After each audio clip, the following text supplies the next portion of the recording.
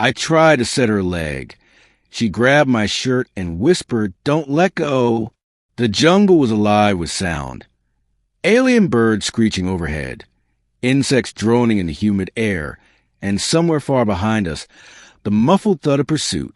I've been running for nearly an hour with Commander Vera, the tall, proud warrior who had saved my life just yesterday.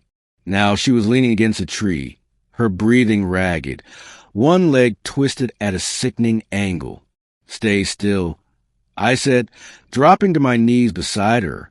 My med pack was already open, hands moving through gauze, splints, and sealant foam. "It's dislocated, maybe fractured. I need to set it before we move." Her amber eyes glared at me through the sweat and dirt. "You don't know our anatomy," she hissed. "One mistake, and—" "I know enough." I cut in, keeping my voice firm. "I've studied the basic structure of your species. I can do this. But we don't have time to argue. They're close." She clenched her jaw, but nodded once. I placed one hand above the joint, the other gripping her calf. "This is going to hurt," I warned. "I am not afraid of pain," she replied, but her breathing quickened. I took a deep breath, found the right angle, and pulled sharply while twisting. She cried out, not the short bark of pain I'd expected, but a sound that was raw, almost vulnerable.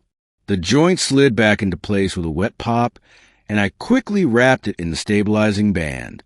Her hand shot out, gripping my shirt. I froze. She leaned forward, her forehead nearly touching my chest, and in a voice barely more than a whisper, she said, "Don't let go." It wasn't an order. It wasn't her usual clipped command tone. It was fear. The proud alien warrior who had faced blaster fire without flinching was asking me, pleading with me, not to leave her. "I'm not going anywhere," I said quietly, my hand brushing her shoulder. "But we need to move." She shook her head slightly. "Not yet. Just give me a moment."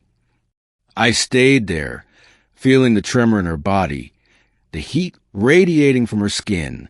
The jungle seemed to fade for a heartbeat, the world narrowing to the sound of her breathing and the steady beat of my own heart. Then a branch snapped nearby. The moment was over. Her grip loosened, and I slid my arm under hers, hauling her to her feet. She hissed in pain but didn't protest. Together, we limped forward, each step taking us deeper into the shadows. We made it another 100 meters before she stumbled again. "We can't outrun them," she said, her voice grim. "Then we make them lose the trail." I glanced around, spotting a narrow ravine off to the left. "Down there, the stream will cover our scent." She gave a short nod, and we made our way down the slippery slope. Twice she nearly fell, and both times her hand found my shirt again, gripping like it was the only thing keeping her upright. By the time we reached the stream, the sound of pursuit had faded.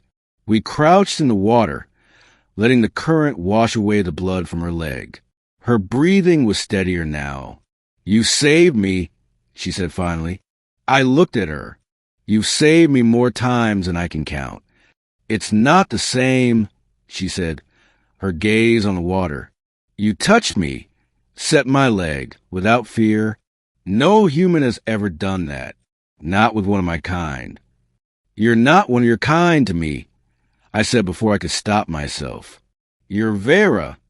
She met my eyes, and for the first time, there was no armor in her expression, just something softer. When I said don't let go, I wasn't talking about my balance. I swallowed hard, not trusting my voice. The truth was, I didn't want to let go of her hand, her presence, or this strange connection we'd built. The moment broke when a distant shout echoed through the trees. She straightened, her warrior's mask slipping back into place.